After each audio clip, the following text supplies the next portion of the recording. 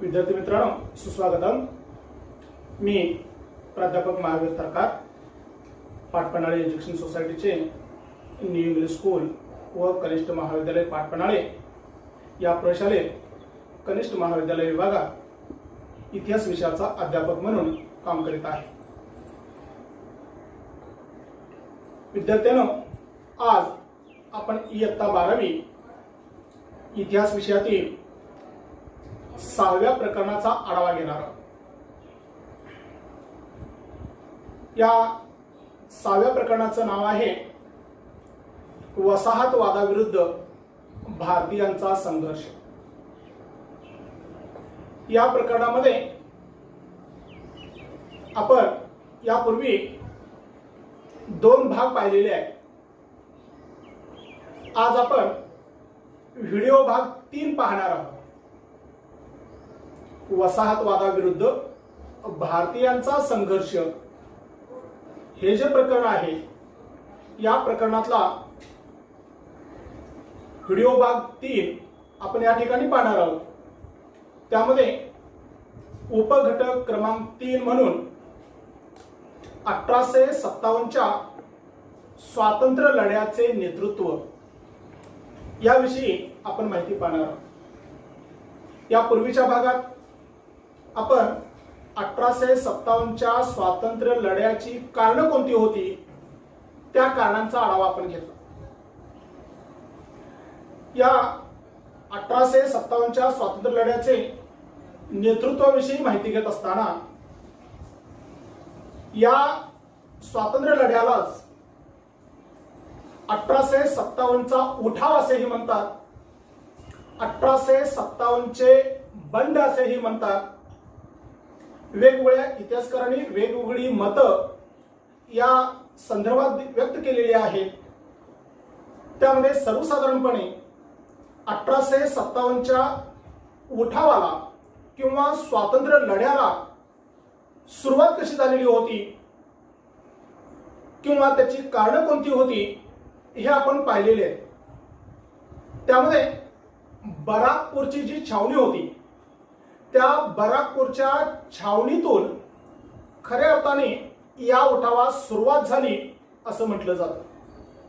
कारण ब्रिटिशांच्या वेगवेगळ्या धोरणामुळे या देशातल्या सैनिकांमध्ये असंतोष पसरलेला होता आणि त्याचाच एक भाग म्हणून मार्च 1857 मध्ये बराकपूरच्या छावणीत मंगल पांडे हे जे सैनिक होते, या मंगल पांडे यांनी या असंतोषाला तोड फोडलेले होते।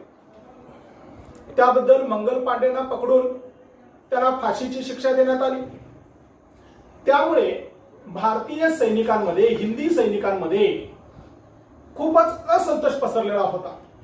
या घटनेच्या पाठोपाठ लखनौ येथे जे शिपाई होते, त्या लखनौ येथील शिपायांनी देखील उठाव केलेला होता। मेरठ येथे घोडदळाच्या कंपन्यांनी देखील उठाव केलेला होता। या सगळ्या धामधुमीमध्ये इंग्रजांना ठार मारणे, त्यांच्या कुटुंबियास धडा शिकवणे, प्रसंगी त्यांची कत्तल करणे, त्यांची घरे जाळणे यासारखे प्रकार देशभर ठिकठिकाणी सुरू होते। असे करीत करीत देशभरातल्या वेगवेगळ्या छावणीतले हिंदी शिपाई दिल्लीकडे कूच करीत होते, दिल्लीच्या दिशेने वाटचाल करीत होते। खऱ्या अर्थाने या सर्व उठावाचे नेतृत्व कोणी कोणी केले त्याचाही आढावा घेणं गरजेचं आहे। आता 1857च्या लढ्याचं नेतृत्व कोणी केलं, या लढ्यामध्ये कोणी कोणी योगदान दिलं याची माहिती घेत असताना त्यामध्ये अनेक संस्थानिक होते, अनेक सैनिक होते। त्या संस्थानिकांनी आणि सैनिकांनी या 1857च्या उठावाचे म्हणजे स्वातंत्र्य लढ्याचे नेतृत्व केलेले आहे, यामध्ये त्यांनी योगदान दिलेलं आहे। त्याविषयी एक संकल्प चित्र आपण या ठिकाणी पाहू शकता, संकल्पना चित्र आपण पाहू शकता। 1857च्या स्वातंत्र्य लढ्यातील नेतृत्व कोणी कोणी केले याविषयीचं हे चित्र आहे किंवा या संकल्पना चित्रातून ते स्पष्ट होईल। त्यामध्ये नानासाहेब पेशवे, तात्या टोपे, बख्त खान, राणी लक्ष्मीबाई, बेगम हजरत महल, कुंवर सिंह यांनी या 1857च्या स्वातंत्र्य लढ्याचे नेतृत्व केलेले आहे. या लढ्याचे नेतृत्व करणाऱ्यांपैकी ठराविक नेतृत्व असलेल्या करणाऱ्यांची थोडक्यात माहिती या ठिकाणी आपण घेणार आहोत. त्यामध्ये मुघल बादशहा बहादूर शाह जफर यांच्याविषयी सर्वप्रथम आपण माहिती पाहणार आहोत. बराकपूरच्या छावणीमध्ये जो उठाव झालेला होता किंवा मंगल पांडे यांनी या उठावाला तोंड फोडलेले होते, त्या मंगल पांडेना पकडून ज्यावेळी फाशी दिली गेली त्यावेळी हिंदी सैनिकांमध्ये असंतोष वाढलेला होता. या घटनेच्या पाठोपाठ लखनौ येथील शिपायांनी सुद्धा उठाव केलेला होता. मेरठ येथल्या घोडदळाच्या कंपन्यांनी सुद्धा उठाव केलेला होता. लखनौ मेरठहून आलेल्या उठावातील सैनिकांनी 12 मे 1857 रोजी दिल्ली जिंकून घेतली आणि या उठावाचे नेतृत्व जे होते ते नेतृत्व बहादूर शाहकडे सोपवण्यात आलेले होते. बहादूर शाह या देशातल्या सर्व संस्थानिकांनी, सेनानी, प्रमुखांनी या उठावाचे नेतृत्व बहादूर शाह जफर यांच्याकडे त्यांनी सोपवले आणि बहादूर शाह जफर यांना शहनशाह-ई हिंदुस्तान ही पदवी दिली आणि त्यांना ते त्या पदी बसविले गेले. ज्यांनी या उठावाचे नेतृत्व केले बहादूर शाह जफर यांची प्रतिमा या ठिकाणी पाहू शकता. बहादूर शाह जफर यांची प्रतिमा. 1857 चे नेतृत्व मुघलांच्या हाती होते. मुघलांचा बादशाह बहादूर शाह जफर यांच्याकडे ते नेतृत्व होते. तरी प्रत्यक्षात मात्र नानासाहेब पेशवे, तात्या टोपे, राणी लक्ष्मीबाई, बेगम हजरत महल, मौलवी अहमद उल्ला, कुंवर सिंग व सेनानी बख्त खान यांनी प्रत्यक्षात या उठावाचे नेतृत्व केलेले होते. दिल्लीच्या रक्षणाची पूर्णपणे जबाबदारी बख्त खानने घेतलेली होती. दिल्ली, कानपूर, लखनौ, झाशी येथील व पश्चिम बिहारच्या भागातील उठावाचे स्वरूप विशेष उग्र होते. जे फार मोठ्या प्रमाणात या ठिकाणी उठाव झालेले होते असं दिसून येईल. 27 मे 1857 रोजी दिल्ली परत मिळवण्यासाठी ब्रिटिश सैन्य दिल्लीस आलेले होते. या उठावकऱ्यांनी दिल्ली आपल्या ताब्यात घेतलेली होती.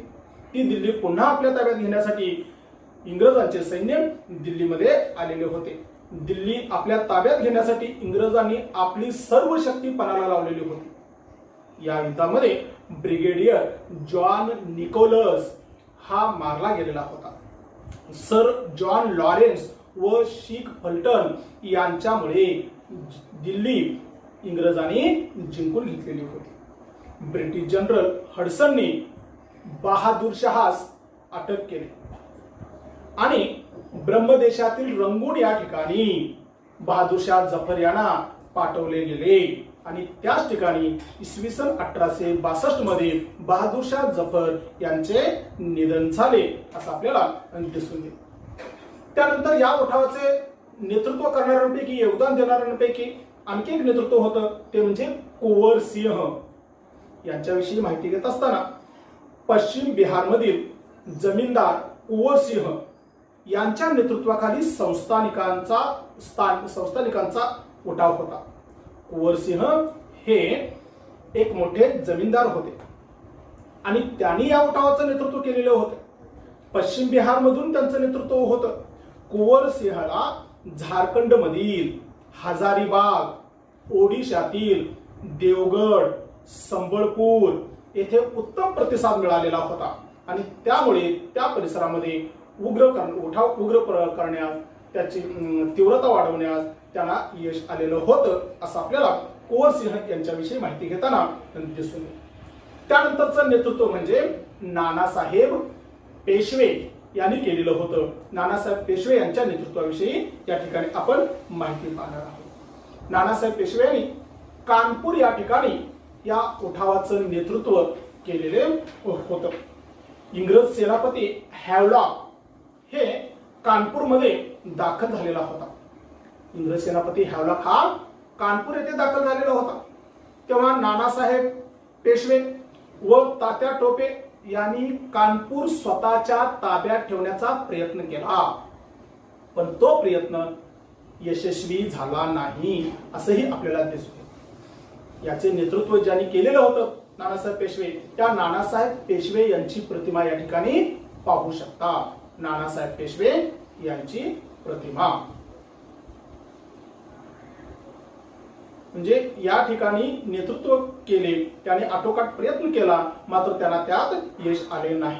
ब्रिटिश सैन्याचा मुख्य कमांडर सर कॉलिन कॅम्पबेल याने तात्या टोपे यांचा पराभव केला आणि कानपूर त्यांनी आपल्या ताब्यात मिळविले. अखेरीस ते नेपाळ येथे वास्तव्य करू लागले असं आपल्याला त्यांच्याविषयी माहिती घेताना दिसून. तात्या टोपे यांचा आढावा घेत असताना तात्या टोपेने देखील या 1857च्या उठावाचं नेतृत्व केलेलं होतं. त्या तात्या टोपे यांची माहिती आपण घेण्यापूर्वी त्यांची प्रतिमा या ठिकाणी पाहू शकता. तात्या टोपे यांची प्रतिमा. आता तात्या टोपे हे कानपूर आपल्या ताब्यामध्ये ठेवण्यास अपयशी ठरलेले होते. त्यांचा सर कॉलिन कॅम्पबेलने त्यावेळी पराभव केलेला होता. पुढे झाशीच्या राणी लक्ष्मीबाईंच्या मदतीला तात्या टोपे गेलेले होते, पण सर ह्यू रोजने तेव्हा त्यांचा पराभव केला. ग्वाल्हेरचा सरदार मानसिंग याने विश्वासघाताने तात्या टोपे यांना इंग्रजांच्या हवाली केले. त्यांना 1859 मध्ये इंग्रजांनी फाशी दिली असं आपल्याला त्यांच्या योगदानाविषयी माहिती घेताना दिसून. त्यानंतरचं नेतृत्व म्हणजे राणी लक्ष्मीबाई. राणी लक्ष्मीबाई यांची माहिती घेताना सर्वप्रथम त्यांची प्रतिमा या ठिकाणी पाहू शकता. राणी लक्ष्मीबाई यांची प्रतिमा. तात्या टोपे व नानासाहेब पेशवे झाशीची राणी लक्ष्मीबाईंच्या नेतृत्वाखाली एकत्रित आलेले होते. म्हणजे एकीकडे या उठावाचं नेतृत्व तात्या टोपे आणि नानासाहेब पेशवे हे करीत होते. त्यांचा पराभव त्या ठिकाणी झालेला होता, मात्र ते दोघे एकत्रित आले आणि राणी लक्ष्मीबाई यांचं नेतृत्व त्यांनी स्वीकारलं आणि त्यांचं नेतृत्व स्वीकारून त्यांच्या बरोबर इंग्रजांच्या विरुद्ध लढण्याचा त्यांनी प्रयत्न केला. तेव्हा सर ह्यू रोज याने झाशीला वेढा घातला आणि त्या वेड्यामध्ये झाशीच्या राणीचा त्यांनी पराभव केला. ब्रिटिशांनी कालपी हे ठिकाण जिंकले आणि कालपी येथे जी लढाई झाली त्या कालपीच्या लढाईत राणी लक्ष्मीबाईंना वीरमरण आले असं आपल्याला त्यांच्या नेतृत्वाविषयी त्यांच्या योगदानाविषयी माहिती घेताना दिसून येईल. त्यानंतर या व्यतिरिक्त या उठावामध्ये इतरांनी देखील उठाव केलेले आहे. म्हणजे अन्य उठाव या नावाखाली आपण माहिती पाहणार आहोत किंवा अन्य नेतृत्व कोणी कोणी केले, यांच्या व्यतिरिक्त इतरांनी कोणी कोणी नेतृत्व केले याविषयी माहिती घेत असताना अवध नावाचे जे राज्य होते त्या अवधच्या बेगम हजरत महल यांनी अवध परिसरामध्ये इंग्रजांच्या विरोधात उठाव केलेला होता. त्याचप्रमाणे मौलवी अहमद उल्ला याने हिंदी फौजेचे नेतृत्व केलेले होते. त्याचप्रमाणे नेपाळचा राजा जंग बहादूर गुरखा फलटण घेऊन ब्रिटिशांच्या मदतीला आलेला होता. म्हणजे नेपाळचा राजा होता जंग बहादूर नावाचा होता, त्याने गुरखा फलटण घेऊन इंग्रजांना मदत करण्यासाठी तो आलेला होता. कॉलिन कॅम्पबेल याने लखनौचा प्रदेश जिंकून घेतला असं आपल्याला अन्य उठावाविषयी किंवा नेतृत्वाविषयी माहिती घेताना दिसून. हे करत असताना वाराणसी आणि अलाहाबाद या ठिकाणी देखील उठाव झालेला दिसून येतो. वाराणसी आणि अलाहाबाद येथील उठावाची माहिती घेत असताना गव्हर्नर जनरल लॉर्ड कॅनिंग यांनी एक आदेश दिलेला होता आणि त्यांच्या आदेशावरून मद्रासचा कर्नल नील वाराणसी येथे चालून आलेला होता. तेथील सैनिकांनी जो उठाव केलेला होता त्या सैनिकांच्या उठावाला तिथल्या लोकांनी उत्तम प्रतिसाद दिलेला होता. वाराणसीची बातमी कळताच अलाहाबाद येथील शिपाई जे होते त्या शिपायांनी देखील उठावाला सुरुवात केलेली होती. युरोपियनांस सूड म्हणून त्यांना ठार केले. म्हणजे युरोपियन अधिकारी या हिंदी सैनिकांना ठार मारित होते, सैनिकांची कत्तल करीत होते, त्यांना त्रास देत होते, अशा वेळी त्यांच्यावर सूड उगवण्यासाठी हिंदी सैनिकांनी त्यांना ठार मारण्यास सुरुवात केलेली होती. तेव्हा नील नावाच्या ब्रिटिश अधिकाऱ्याने अलाहाबादला कूच करून भारतीयांची सरसकट कत्तल केलेली होती. इंग्रजांनी या उठावाच्या वेळी अत्याचाराचा कळसच गाठलेला होता. नील या अधिकाऱ्याने सरसकट कत्तल करून हा उठाव देखील मोडून काढलेला होता. म्हणजे अलाहाबाद आणि वाराणसी येथील उठाव मोडून काढण्यात देखील या नील अधिकाऱ्यास यश आलेले होते, असं आपल्याला ठिकठिकाणच्या उठावाच्या नेतृत्वाविषयी माहिती घेताना दिसून येईल. विद्यार्थी मित्रांनो, या 6व्या प्रकरणातील व्हिडिओ भाग 3 या ठिकाणी आपण पाहिलेला आहे. या व्हिडिओमधून आपण आज 1857च्या स्वातंत्र्य लढ्यामध्ये ज्यांनी ज्यांनी योगदान दिलं, ज्यांनी ज्यांनी नेतृत्व केले, त्यांच्याविषयी माहिती घेतली. म्हणजे उठावाला सुरुवात कशी झाली, उठावाचं नेतृत्व कोणी कोणी केले, त्यामध्ये मुघल बादशाह बहादूर शाह जफर, कुंवर सिंह, नानासाहेब पेशवे, तात्या टोपे, राणी लक्ष्मीबाई आणि अन्य नेतृत्व कोणी कोणी केले, आणि वाराणसी अलाहाबाद येथील उठाव कसा झाला आणि तो कसा मोडून काढला, याविषयी आपण माहिती पाहिलेली आहे. यानंतरची माहिती आपण पुढच्या भागात पाहूया. तोपर्यंत धन्यवाद.